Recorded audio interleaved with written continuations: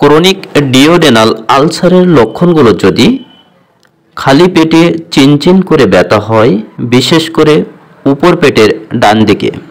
অনেক সময় ব্যথা পেটের ডান দিক হয়ে পিঠের ডান দিকের স্ক্যাপুলার হাড়ের নিচে প্রসারিত হয়, বা যন্ত্রণা ডান দিকের স্ক্যাপুলার হাড়ের নিচ থেকে শুরু হয়ে ডান দিকে উপর পেটে আসে।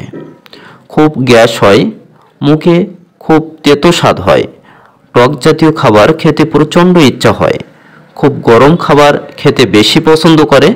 খাবার খাওয়ার পর পেটের ব্যথা বা যন্ত্রণা কমে যায়, আবার পেট খালি হলে চিনচিন করে ব্যথা হয়। জিহ্বা খুব হলুদ দেখায়, পায়খানা পাতলা ও খুব হলুদ হয় এবং কখনো কখনো প্রচণ্ড কোষ্ঠকাঠিন্য দেখা দেয়।